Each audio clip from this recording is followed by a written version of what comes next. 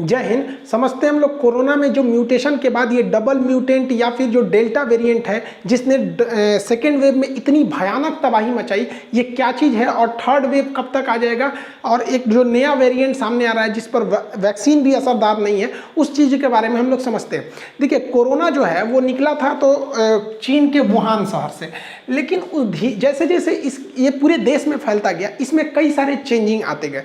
जैसे अगर आज से 200 साल पहले देखिएगा तो हम लोग के जो परदादा वगैरह थे उनका कई सारे ऐसे वंश बढ़ते गए, तो उसी में हम लोग के कई सारे पटीदार बन गए, जिसको हम लोग गोतिया बोलते हैं, लोग रिश्तेदार होते गए। तो सब एक दूसरे से हल्का हल्का मैच होते हैं, जैसे मतलब हल्का हल्का ही मैच करते हैं। उसी तरह वायरस में भी होता है, जितने ज़्यादा इनकी संख्या करोड़ों में जाएगी, थोड़ा थोड़ा चेंजिंग आते रहेगा। तो हम लोग के पास अभी कई टाइप के कोरोना आ गए हैं। तो इन कोरोना के चेंजिंग को हम लोग कहते हैं म्यूटेशन या अलग अलग वेरिएंट कहते हैं। जब शुरुआत हुआ था तो उसे केवल सिंगल कोरोना कहा गया था, वुहान से जो आया था चाइना के, अभी तो पूरी दुनिया में पहुंच गया।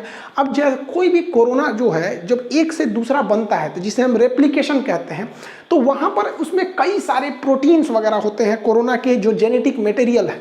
तो उसमें जब एक से दूसरा बनता है तो जरूरी नहीं कि 100% सेम मॉडल का ही बनेगा, उसमें कुछ ना कुछ हल्का फुल्का चेंजिंग आ जाती है जिसे म्यूटेशन कहते हैं। जैसे देखिए, ये सारे के सारे कोरोना ही हैं सब, लेकिन अलग अलग डिजाइन के हो जाते हैं सब। हम आपसे एक सिंपली जैसे बताते हैं कि हम कुछ भी लिखते हैं, जैसे मान के चलिए हम यहाँ साइन ऐसा करते हैं तो एक हो गया ये, अगर हम दोबारा अगर करेंगे तो हल्का सा चेंजिंग आ जाएगा। तो ऐसे करते जाएंगे तो हल्का हल्का चेंजिंग आते जाता है, यहाँ पे कहीं पे भी जाएंगे तो हल्का सा चेंजिंग आते जाएगा। तो इसी को कहते हैं म्यूटेशन। लेकिन कभी कभी क्या होता है कि कुछ चेंजिंग बिल्कुल अलग हो जाती है, तो उससे खतरा अलग हो जाता है। तो वैसे ही कोरोना करोड़ों की संख्या में, तो कुछ ऐसे चेंज है जो हमको खतरा नहीं पहुंचाते, लेकिन कुछ ऐसे भी चेंजेज आए हैं जो हमें खतरा पहुंचा देते हैं, तो जो कंसर्न का विषय बन जाता है। तो ऐसे ही कोरोना में से लाखों वेरिएंट निकले, उसके कई वेरिएंट निकले हैं। तो जिस वेरिएंट से खतरा नहीं रहता है उस वेरिएंट को हम लोग ध्यान से नहीं देते हैं, लेकिन कुछ ऐसे भी चेंजिंग होते हैं जो हमें खतरा दे देते हैं। जैसे एक था B117, ये ब्रिटेन में पाया गया। एक था B1351, ये साउथ अफ्रीका में। P1 ब्राज़ील में। ऐसे इंडिया में B16172 ऐसे इंडिया में पाया गया। अब ये जो B1 P1 ये सब देख रहे हैं, ये जेनेटिक कोड होता है, इसकी एक अलग ब्रांच ही है। काफ़ी जटिल ये चीज़ होता है, जेनेटिक कोड को डिसाइड करना, उस हिसाब से ये नाम दिया जाता है। लेकिन यहाँ एक समस्या हो गया, किसी को ये नाम बोलने में बड़ा दिक्कत होता था। अब B117 बोलने से अच्छा वो कहता था कि ब्रिटेन वाला कोरोना है ये। अब भारत वाला क्या B16172, अब ये बोलने से ज़्यादा था, वो कहता था इंडियन कोरोना है। भाई भारत वाला वेरिएंट है, ब्राज़ील वाला। अब इन देशों को हो गया ऐतराज। अब हम लोग सारे लोग, इसमें भारत भी था, चले गए WHO के पास। WHO के जो चीफ है टेड्रोस, इन्होंने पास शिकायत किया गया कि भैया जो चीन से कोरोना निकला था वो तो सिंगल एक था, स्टार्टिंग था, तो उसके वेरिएंट नहीं थे, इसलिए उसे सिंपल कोरोना कहा गया, बट उसका भी जेनेटिक नाम था G614। तो इसे लोगों ने कहा G614, या तो कह दिया कोरोना। लेकिन जब कोरोना के वेरिएंट आए तो यहाँ पे देखिएगा, इसमें चाइना का नाम नहीं लिया गया कहीं पे भी, उसे वुहान कोरोना या चाइना कोरोना नहीं कहा गया, लेकिन ये ब्रिटेन वाला कोरोना, ब्राज़ील वाला, ऐसा क्यों हो गया? तो इन्होंने एक रास्ता निकाला, कहा कि देखिए जो साइंटिफिक नेम है वो तो वही रहेगा B117, और एक्चुअली ये पाया गया था ब्रिटेन में, यूके में। तो लोगों को ये साइंटिफिक नाम बोलने से सहूलियत लगती थी, वो यूके बोल देते थे। वैसे ही भारत में पाया गया जो B16172, अब इसको कोई इतना बोलेगा भारत वाला कोरोना, वो सीधा बोल देता था इंडियन वेरिएंट। इसलिए WHO ने इसके लिए ग्रीक वर्ड कहा कि जो वैज्ञानिक हैं वो आज भी इसी को बोलेंगे, लेकिन जो कॉमन आदमी है, जो नॉर्मल लोग हैं, वो इस देश को डिनोट ना करके ग्रीक नाम से, अब जो ब्रिटेन में पाया गया उसे अल्फा वेरिएंट कह दिया गया, जो साउथ अफ्रीका में पाया गया उसे बीटा वेरिएंट, जो ब्राज़ील में पाया गया उसे गामा वेरिएंट कर दिया गया। उसी तरह इंडिया में दो वेरिएंट पाए गए थे, हल्का सा चेंजिंग था। एक था B16172, एक B16171। तो एक का नाम रखा गया डेल्टा वेरिएंट, एक का नाम रखा गया कप्पा वेरिएंट। तो जिसमें सबसे ज़्यादा खतरनाक अगर कोई है तो वो डेल्टा वेरिएंट है। इसी ने भारत में सेकेंड वेव में इतनी तबाही मचाई, लाखों लोगों का जान ले गया। ये इतना खतरनाक है कि ये युवाओं तक को नहीं छोड़ा। और एक्चुअली ये आया हम लोग के यहाँ अप्रैल मई में, और बूढ़े लोग इसमें उतना संक्रमित नहीं हुए क्योंकि उन लोगों को एटलीस्ट एक डोज वैक्सीन की लग गई थी। तो भारत पूरी दुनिया में अभी ये सबसे खतरनाक इशू बना हुआ है डेल्टा वेरिएंट। अब अगर WHO ने ऐसा नाम नहीं जुगाड़ किया रहता तो आज पूरी दुनिया में लोग क्या कहते हैं कि इंडियन वेरिएंट बहुत खतरनाक है, इंडियन वेरिएंट बहुत खतरनाक है। ससुरा जहाँ से चाइना से शुरू हुआ, चाइना का नाम ही नहीं बदनाम होता और हम लोग खामखा में पीस जाते। इस वजह से इस तरह के नाम दिए गए, लेकिन साइंटिस्ट आज भी इसके जेनेटिक कोड के नाम से ही बुलाते हैं। लेकिन जो परंपरा थी देश के ओरिजिन जहाँ से इसकी पहली शुरुआत हुई थी, अब उसे खत्म कर दिया गया। भारत में 2 वेरिएंट थे, एक था आपका डेल्टा वेरिएंट जो भयानक तबाही मचाया है, एक कप्पा वेरिएंट, ये उतना तबाही नहीं मचाया। लेकिन अभी भारत में जीनोम सीक्वेंसिंग में एक और वेरिएंट पाया गया जिसका नाम है डेल्टा प्लस वेरिएंट। अब ये डेल्टा प्लस वेरिएंट इतना खतरनाक, एक तो डेल्टा खतरनाक है, उस पर से डेल्टा प्लस वेरिएंट पर देखा गया है कि वैक्सीन काम नहीं कर पाती है। इसलिए लोगों को जरूरी है कि वो अभी से ज़्यादा वैक्सीन ले सके ताकि वो लोग कोरोना के अलग वेरिएंट से तो कम बच सके। अगर वैक्सीन नहीं लेगा कोई, और सपोज कीजिए कि उसे कोई नॉर्मल सा ही कोरोना हुआ जिसमें बीटा टाइप का ही हो गया, ये नॉर्मल ही, ऐसा नहीं है कि ये केवल और केवल अफ्रीका में ही पाया जाएगा, हर जगह पाया जाता है, लेकिन ओरिजिन हुआ इसलिए कहते हैं। तो मान के चलिए कोई बीटा से संक्रमित हो गया, अब वो थोड़ा सा सीरियस है, हॉस्पिटल जाएगा तो बच जाएगा। और अगर उसे हॉस्पिटल लेके गया और हॉस्पिटल में कोई डेल्टा प्लस वाला मिल गया, डेल्टा वाला नहीं मिला तो कोई दिक्कत नहीं, डेल्टा प्लस वाला मिल गया तो सोच रहा उसको ईओ दे देगा। अब वो सोच रहे ये इस सब से तो आदमी बचा सकता है। डेल्टा प्लस वेरिएंट जो है वो काफ़ी ज़्यादा खतरनाक है, इसलिए अभी वैक्सीन लेके रेडी रखिए लोग, ताकि बीमार उमार पड़े तो घरे ही ठीक हो सके। हॉस्पिटल में ज़्यादा दौड़ने की ज़रूरत नहीं है, वरना वहाँ अपने ही लोड ज़्यादा है। तो ये एक खतरनाक स्थिति भारत के सामने आती दिख रही है। हालांकि वैज्ञानिकों ने कहा है कि इसकी संख्या बहुत कम देखी गई है, लेकिन देखिए कोरोना शुरुआत में भी तो कम ही देखा गया था। डेल्टा वेरिएंट को भी नवंबर दिसंबर में ही गवर्नमेंट को बोल दिए थे साइंटिस्ट सबकी एक ऐसा वेरिएंट है, लेकिन आके तबाही तो मचा ही दिया। थर्ड वेव में ऐसा हो सकता है कि डेल्टा प्लस वेरिएंट को देखा जाएगा, क्योंकि अगर आप पुराना ग्राफ को देखेंगे तो जो पिछले साल यानी 2020 में जो कोरोना आया था उसका जो ग्राफ उठा था, फिर अचानक डाउन हुआ, फिर इस तरह से जो अभी का चल रहा है, तो पिछले साल 11 सितंबर 2020 को पीक आया था और उस समय 97,654 यानी लगभग 98,000 मरीज मिले थे। उसके बाद ये पीक डाउन हो गया दिसंबर के महीने में। उसके बाद हमें 3 महीने की टाइम मिली, जनवरी, फरवरी और मार्च। 3 महीने के बाद अगले चौथे महीने से सेकेंड वेव चालू हो गया, यानी अप्रैल से सेकेंड वेव ये चालू हो गया जो अभी हम लोग झेल रहे हैं। सेकेंड वेव का जो पीक है वो 6 मई को देखा गया था। उस समय हमारे यहाँ 4,14,000 केस देखे गए थे। सेकेंड वेव जो अभी चल रहा है, ये सेकेंड वेव जो है वो जुलाई में डाउन हो जाएगा, पूरी तरह से ही डाउन हो जाएगा। लेकिन हमें फर्स्ट वेव से अगर हम सीखेंगे तो फर्स्ट वेव भी हमें केवल 3 महीने का मोहलत दिया था, तो हो सके उसी पैटर्न के हिसाब से सेकेंड वेव भी हमें 3 महीने का मोहलत दे। यानी ये जुलाई में डाउन होगा, अगस्त, सितंबर, अक्टूबर 3 महीना डाउन होगा और अक्टूबर लास्ट यानी नवंबर से थर्ड वेव भी आना चालू हो जाएगा। और कई देशों में थर्ड वेव, फोर्थ वेव भी आ चुके हैं, तो ऐसा नहीं कह सकते कि भारत में थर्ड वेव नहीं आएगा, लेकिन समझते हैं कि थर्ड वेव का कितना ज़्यादा खतरा रहेगा।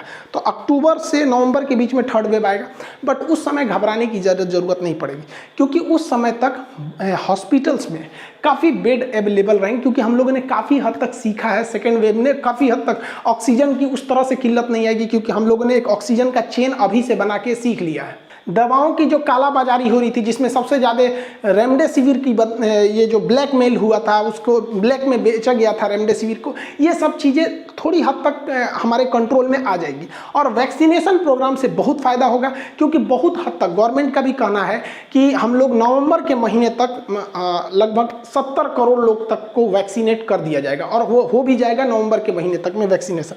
दूसरा, अगर और भी देखेंगे, अगर 100 साल पहले जाइएगा तो जो स्पेनिश फ्लू आया था, स्पेनिश फ्लू में भी 3 वेव आए थे, और हम अप्रैल में भी बताए थे आपको एक वीडियो में कि किसी भी पेंडेमिक या महामारी का जो सेकेंड वेव होता है वही खतरनाक होता है। तो फर्स्ट वेव हम लोग झेल ले गए, मैक्सिमम 97,000 केस गया। सेकेंड वेव से भी हम लोग बहुत जल्दी उबर चुके हैं, और बहुत थोड़ा 1 महीने में ये पूरी तरह डाउन हो जाएगा। और थर्ड वेव, तो स्पेनिश फ्लू का भी सेकेंड वेव सबसे खतरनाक था। फर्स्ट वेव से खतरनाक था सेकेंड वेव, सबसे कमजोर होता है थर्ड वेव। अब तक के जो इतिहास से हमें जानकारी है, जो सीखे हैं, तो उस हिसाब से भारत में भी थर्ड वेव से काफ़ी हद तक हम लोग को सुरक्षित रह सकते हैं। अब वैक्सीन का कहना है कि भाई बहुत कम वैक्सीन की शॉर्टेज वगैरह भी है, तो देखिए ये बात हकीकत है कि वैक्सीन की शॉर्टेज है, लेकिन स्पुतनिक वैक्सीन बनाने के लिए 6 कंपनियों ने करार कर लिया था मई के महीने में ही, तो उनका प्रोडक्शन चालू हो जाएगा यहाँ जुलाई से। और जो सीरम इंस्टीट्यूट है, इसने भी अपनी अलग से सप्लाई लाइन, कुछ अलग से फैक्ट्रीज भी डाली थी, कई सारे कंपनीज ने फैक्ट्री डाली थी, वो सारी की सारी फैक्ट्रीज जुलाई तक चालू हो जाएंगी। और जुलाई में अमूमन हम लोग वैक्सीन की काफ़ी ज़्यादा डोजेज, हमको हर तरह की अगर वैक्सीन मिला देंगे, स्पुतनिक हो गया भारत में और कोविशील्ड, कोवैक्सीन, तो ये काफ़ी बड़े पैमाने पर होगा। तो अभी 2 हफ्ते तक वैक्सीन की किल्लत देखी जा सकती है। हालांकि कई जगह वैक्सीन की किल्लत है तो कई जगह वैक्सीन अवेलेबल है तो कोई लगा नहीं रहे, लेकिन वैक्सीन की किल्लत जुलाई से दूर हो जाएगी और एक अच्छे खासे अमाउंट को हम लोग थर्ड वेव से पहले ही वैक्सीनेट कर चुके रहेंगे। और अगर हम देखेंगे तो भारत में अभी 3 ही वैक्सीन लग रही है और स्पुतनिक तो रसिया की है, इसमें दोनों डोज अलग अलग दवाइयों का है, एक ही का नहीं है। बाकी सब में एक ही है, गैप करके दूसरा लगा देना होता है। अभी काफ़ी मतलब कन्फ्यूजन है लोगों को कि कितने दिन पर दूसरा डोज लगाया जाए। तो कोवैक्सीन है, ये तो बहुत कम लोगों को लगा और ये 28 दिन के गैप पे लगा है। स्पुतनिक है, 21 दिन के गैप पे लगेगी। लेकिन कोविशील्ड को लेके अभी भी विवाद है, क्योंकि शुरुआत में सरकार ने कहा था 28 दिन, फिर कहा 42 दिन, फिर कहा 56 दिन। लेकिन देखिए, कुछ लोगों का कहना है कि वैक्सीन की शॉर्टेज की वजह से ऐसा डिसीजन लिया गया। देखिए, ये पूरी तरह से मतलब निराधार बातें हैं। कई देशों में, यूरोपीय यूनियन ने कहा है कि 12 सप्ताह का, जबकि ब्रिटेन ने कहा है कि 8 सप्ताह का, WHO कह रहा है कि 12 से 16 सप्ताह का गैप कीजिए। तो एक एवरेज निकाल के हम आपको बता रहे हैं, सप्ताह में लोगों का दिमाग ये काम नहीं करता है कि कितना दिन बोलना चाह रहा है। तो अगर आपने कोविशील्ड लगा रखी है, अमूमन आपको कोविशील्ड ही लगा होगा, हम भी कोविशील्ड ही लगाए हैं, हमको भी अब लगभग 35 दिन के आसपास हो गया लगाए हुए। तो कोविशील्ड का अभी के समय में आप 80 दिन के आसपास में लगवा दीजिए। 80 दिन के 1-2 दिन पहले भी हो सकता है, मतलब चलिए 80 से 90 दिन के बीच में आप लगा लीजिए। अब बाकी दिमाग मत लगाइए कितना सप्ताह कितना नहीं, जोड़ के 80 से 90 दिन। अगर आप इतना दिन पे लगवाते हैं तो आप लगभग आपका 90% आपको मतलब सिक्योरिटी मिल जाती है, अप्रॉक्स 90%। और अगर आप 56 या 42 दिन पे लगवा लेते हैं तो वही आपका 65 से 70% आपकी इम्यूनिटी बनती है वहाँ पे। तो यही सही है 80 से 90 दिन। मिक्स डोज पर भी अभी रिसर्च चल रहा है कि मतलब पहला डोज कोई और, दूसरा डोज कोई और, जैसे पहला फाइजर लग जाए, दूसरा मॉडर्ना लग जाए। अगर आप भारत में देखेंगे तो इसी तरह कि पहला मान के चलिए भारत बायोटेक का लग जाए कोवैक्सीन, दूसरा लग जाए कोविशील्ड। अब इसमें भी कई तरह के ट्रायल किए जाएंगे। पहले कोवैक्सीन लगा के देखा जाएगा, बाद में कोविशील्ड। अब कुछ मरीज को क्या किया जाएगा, पहले कोविशील्ड लगाया जाएगा, बाद में कोवैक्सीन लगाया जाएगा। उसके बाद देखा जाएगा कितनी इम्यूनिटी आ रही है, कितना नहीं हो रहा। एक लंबा प्रोसेस चलेगा यहाँ पर। कुछ लोगों को गलती से लगा भी दिया गया तो ऐसे घबरा रहे हैं कि बहुत ज़्यादा दिक्कत है। ऐसा कोई दिक्कत नहीं होगा। हाँ, ये बात है कि अभी ये चीज़ें अंडर ट्रायल है, उसका डाटा नहीं है, इसलिए लोगों को ऐसा नहीं लगाना चाहिए था। जब इस पर डाटा आएगा तो ये भी आपको कुछ दिन में देखने को मिलेगी मिक्स डोज लगाने के लिए। कुछ गलतफहमियां जो हैं वो थर्ड वेव को बुलावा दे देगी। अब जैसे अभी एक चीज़ देखे होंगे कि किस वैक्सीन के डबल डोज लेने के बाद इनका शरीर मैग्नेटिक हो गया। एक चीज़ आप ध्यान से देखेंगे, इनका जितना मैग्नेटिक हुआ है वहीं हुआ है जहाँ कपड़ा नहीं है। एक चुंबक अगर बना रहता है तो चुंबक को कपड़ा से क्या मतलब, वो तो अंदर से भी चिपक जाता है। तो देखिए, जहाँ जहाँ ये गंजी पहने हैं वहाँ इनका थरिया लोटा नहीं चिपका है और वहीं पर चिपक गया। देखिए, ऐसी घटना जो होती है ये बहुत ज़्यादा उस नहीं है। हमारा शरीर में जो ब्लड दौड़ रहा होता है तो इलेक्ट्रॉन जो होते हैं उनके मूवमेंट से इलेक्ट्रिसिटी की जनरेशन होने लगता है, और जहाँ इलेक्ट्रिक रहेगा वहाँ मैग्नेट भी रहेगा। हमारी खुद की बॉडी लगभग 2 वोल्ट का करंट खुद दे देती है। 12 वोल्ट देती तो झटका मारते, और वो गाना है ना, लगे 440 वोल्ट छूने से तेरे, तो 440 वोल्ट नहीं देता है, 2 वोल्ट तो दे ही देता है। जो बैटरी भुकभुकवा होती है ना घड़ी वाली, आप अगर दोनों नसों पे रखेंगे ना तो उसको वो सप्लाई देता है। हमारी खुद की बॉडी उतना दे देती है। तो ये वैक्सीन की वजह से ऐसा नहीं हुआ है। कुछ लोगों का कहना है कि वैक्सीन 2 साल लगाने के 2 साल बाद लोग मर जाएंगे, और इसमें नोबेल पुरस्कार विजेता की कुछ लोग कह दिए कि उन्होंने ये कहा है। ऐसा नहीं है, किसी के भी आधे बयान को दिखा के लोग फेमस हो जाते हैं। किसी ने कुछ बोला तो शुरुआत का कुछ काट दो, लास्ट का कुछ काट दो, अब बस वही दिखाओ जिससे फायदा हो जाएगा। उस बेचारा वैज्ञानिक बदनाम हो जाएगा। यूट्यूब पे क्या है कि जितना वीडियो बनेगा उतना लोग कमा लेते हैं। तो इस वजह से आप बताइए, वैक्सीन लगे अभी 2 साल हुआ नहीं, किस बकलोल ने अभी रिसर्च कर लिया कि 2 साल आगे क्या होने वाला है। यानी करोड़ों लोगों की जो वैक्सीन लगी है वो बैल हैं लोग यहाँ पर। कुछ लोग का कहना है कि वैक्सीन अगर इतना ही असरदार है तो डॉक्टर्स क्यों मारे गए, जिसमें हमारे सबसे मतलब के अग्रवाल जी, ये तो बहुत बेहतरीन डॉक्टर थे। तो देखिए, डॉक्टर्स के साथ 2 गड़बड़ी हो गई। पहला कि इन्हें जो वैक्सीन दिया गया वो 28 दिन के गैप पर दे दिया गया।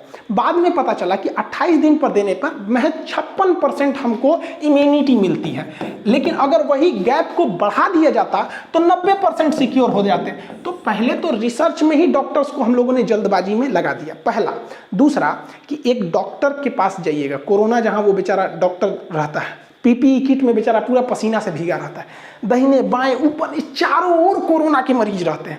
तो एक डॉक्टर की तुलना आप अपने से मत कीजिए, आप में और डॉक्टर में बहुत का अंतर हो जाता है। आपको अगर पता चल जाएगा ना इस गली में कोरोना का मरीज है तो आप वो गली छोड़ देते हैं, और डॉक्टर बेचारा इधर हाथ रखेगा तो मरीज इधर। तो डॉक्टर से प्लीज अपनी तुलना मत कीजिए, ये उनका एक तरह का अपमान होगा। वो इस दौर में भी बेचारे कितने डॉक्टरों ने जान गंवा दिया, उस पर कुछ लोग मजाक बना रहे हैं उनका, ये गलत बात है। एक और अफवाह फैला है कि नपुंसक हो जाते हैं, एकदम ये मिथ है, एकदम गलत बात है। ऐसा कोई नपुंसकता नहीं हो जाती है भैया, ये नपुंसकता से इसको कोई लेना देना नहीं है। बहुत सी जगहों पे अफवाह फैला रहता है, ऐसा अफवाह पाकिस्तान में आपको बहुत ज़्यादा देखने को मिलेगा पोलियो के ड्रॉप पर। वहाँ पोलियो जो पिलाने जाता है ना, बताइए कितना तकलीफ भरी जिंदगी हो जाती है। भारत ने तो 2014 से ही पोलियो को मुक्त कर दिया गया भारत से, पोलियो ड्रॉप्स के माध्यम से। अब बताइए पाकिस्तान में आज भी पोलियो है, और आपको जानकर ताज्जुब होगा कि जब पाकिस्तान में कोई पोलियो ड्रॉप पिलाने जाता है ना, तो उसके साथ कमांडो जाते हैं AK-47 लेके, कि कोई बेचारे डॉक्टर नर्स को मार मत दे वहाँ पर, इतनी खतरनाक होता। अभी कुछ 10-15 दिन पहले कि जो सेफ्टी गार्ड थे, जो कोरोना मतलब जो पोलियो ड्रॉप पिलाने वालों की सुरक्षा दे रहे थे, वो लोग घर जा रहे थे, उन लोग को मार दिया वहाँ के लोगों ने। तो बताइए ये सब अफवाह हैं। ऐसे अनपढ़ों के चक्कर में रहेंगे ना तो पूरी तरह बर्बाद हो जाएंगे। ये सालों का कहना है कि अगर 2 बूंद पिलाइएगा तो 2 गो बच्चा होगा। तो भैया इससे अच्छी बात क्या हो सकती है, हम 2 हमारे 2 यहाँ पर। अब भारत में न जाने कितने लोगों को पोलियो का ड्रॉप पिलाया गया। हम लोग भी बचपन में पिए हैं, हम लोग को तो बड़े भी हो जाते ना, 7-8 साल के हो जाते तो घर वाले भेजते थे, जा P low P low P low, खट्टा खट्टा लगता था, पियो पियो, आदमी मुंह बनाता था। तो हमारे कुछ दोस्तों में जिनकी शादी होगी उनके अमूमन 2-3 बच्चे हैं। अब भाई वो 2-3 पे ही स्टॉप किए, उन लोग पढ़े लिखे हैं। अब ऐसा थोड़ी है कि उनका आगे नहीं हो सकता है। तो ये अफवाहें, इन पे ध्यान नहीं देना चाहिए। पाकिस्तान की एक महिला का ये वीडियो वायरल हो रहा है, जिसके अंदर वो अपने बच्चे को पोलियो की दवाई पिलाने के लिए लगातार मना कर रही है। मेरी औलाद है, मैं पिलाऊं नहीं पिलाऊं, मेरी औलाद कैंसर से मरे, पोलियो से मरे, टीबी से मरे, मैं जिम्मेदार हूँ, हुकूमत नहीं है। पोलियो के कतरे नहीं पिलवाऊंगी, नहीं पिलवाऊंगी। गली पूरा पाकिस्तान पिलवाए, जरदारी पिए, नवाज शरीफ पिए, अल्ताफ हुसैन पिए, बेनजीर को जिंदा करके पिलवा दो। मैं नहीं पिलवाऊंगी, नहीं पिलवाऊंगी, नहीं पिलवाऊंगी।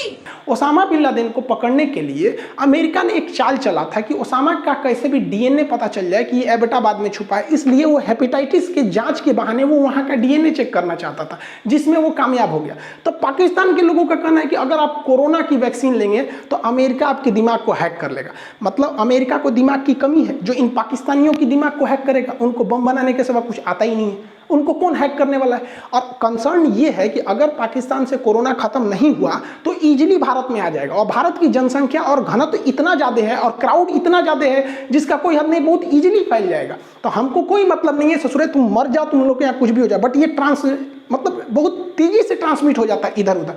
तो ऐसे अनपढ़ के चक्कर में नहीं रहना है। उस ससुरे अपनों डूबेंगे, आपको भी डुबा देंगे। कुछ लोग कह रहे हैं कि 3rd वेव में केवल बच्चों को ही असर होगा, ऐसा नहीं है। बच्चों को कोरोना होता भी है तो वो नॉर्मल ठीक हो जाते हैं। बच्चों के लिए भी वैक्सीन ट्रायल की जा रही है। फाइजर ऑलरेडी यूरोप और अमेरिका में इसका ट्रायल चालू कर दिया है। भारत बायोटेक ने भी बच्चों के लिए वैक्सीन का ट्रायल चालू कर दिया है। और अगर बच्चों को कोरोना होता भी है तो घबराने की जरूरत नहीं है। उनका कोरोना नॉर्मल सिम्टम्स दिखते हैं, खांसी बुखार सर्दी होता है, होम आइसोलेशन से ठीक हो जाते हैं। इनमें कोई ज़्यादा केयर की जरूरत नहीं होती। सरकार भी कुछ गलती करती है।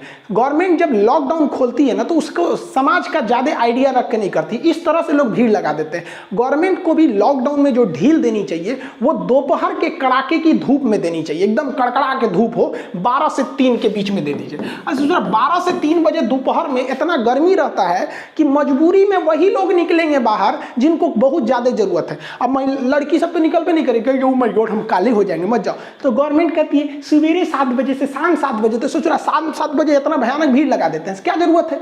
और कहती है बहुत जरूरी हो तभी निकलिए। अरे हिंदुस्तान है यहाँ लोगों को घर में मन नहीं लगता है।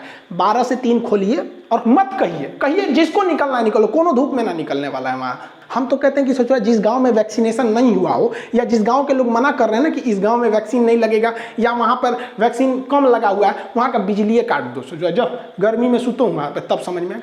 एक आदमी हमसे कह रहे थे कि अगर कोई वैक्सीन नहीं लगाए तो उसे जबरदस्ती नहीं करना चाहिए। काहे नहीं करना चाहिए भैया, तू वैक्सीन नहीं लगाएगा तो तेरा कोरोना हो जाएगा, तू 10 आदमी को फैला देगा वहाँ पर।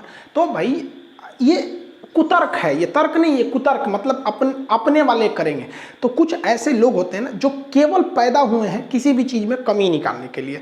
इस ससुरों के चक्कर में वैक्सीनेशन का प्रोग्राम धीमा चल रहा है। और रही बात इसमें वैक्सीन की, तो जुलाई से इसका भी प्रोडक्शन बहुत तेज़ी से हो जाएगा और हम लोग थर्ड वेव से ईजिली निकल जाएंगे। घबराने की ज़रूरत नहीं है, बस थोड़ा सा हाँ ये कंसर्न है कि जो डेल्टा प्लस वेरिएंट है वो ज़्यादा खतरनाक है, लेकिन बाकियों के प्रति अगर हम लोग अपनी इम्यूनिटी बना लेते हैं वैक्सीनेशन से तो बहुत ज़्यादा खतरे की बात नहीं है। और वीडियोज़ में भी काफ़ी लंबा गैप हो गया। एक्चुअली मेरे दोस्त को कोरोना हो गया था और ये डेल्टा वेरिएंट कितना खतरनाक है आप सबको पता है, लेकिन आप सबकी दुआएं काम आई। मेरा दोस्त बिल्कुल अच्छा होके वेंटिलेटर पे चला गया था बेचारा, उसका ऑक्सीजन लेवल 55 हो गया था, लेकिन आप सबकी दुआओं से अब वो पूरी तरह से ठीक होके घर पे आ गया। जब वो हॉस्पिटल में एडमिट था तो कुछ काम तो वहाँ बेचारे मरीज बोर होते रहते, तो आप लोग के कमेंट्स पढ़ते रहता था, तो हमसे बोलता था भाई जाओ ना एप्लीकेशन पे क्लास लो, यूट्यूब पे लो, सब परेशान है क्यों नहीं ले रहे हो। हम कहे यार तुम खुद सोचना कैसा लगेगा, तुमको ऑक्सीजन लगा हुआ है, हम वहाँ जाके क्लास लेंगे, कैसा, कभी कोई पढ़ा ही नहीं पाएगा मन से वहाँ पर। तो अभी बिल्कुल अच्छा हो गया। वो कमेंट्स पढ़ रहा था तो बहुत से लोग कह रहे थे कमेंट में सर आपके दोस्त बहुत जल्दी ठीक हो जाएंगे, हम ऊपर वाले से प्रार्थना करते हैं। तो इतना पढ़ के खुश हो रहा था, हमको दिखाता था, कभी बीच में जाते थे तो देखिए यार हमारे लिए भी लोग दुआएं मांग रहे हैं। हम कहिए यार यही तो इस देश की खूबसूरती है। लेकिन इस कोरोना ने बहुतों का घर उजाड़ दिया, लेकिन जो भी है जहाँ अब जितने लोग हैं वो सुरक्षित रहें। बहुत खतरनाक है। देखिए ये कोरोना कितना खतरनाक है ये उसी से समझ सकते हैं जिन्होंने इसको झेला है, जो इसे करीब से देखा है, वो कभी इसको मजाक में नहीं ले सकते। अगर आप तीसरे चरण से बचना चाहते हैं तो अपने दोनों चरणों को प्लीज़ घर के अंदर रखिए। आई होप आप इस सब वेरिएंट्स वगैरह को समझे होंगे। अब वीडियोस भी अब कंटिन्यू रहेंगी। मिलेंगे नेक्स्ट क्लास में। जय हिंद।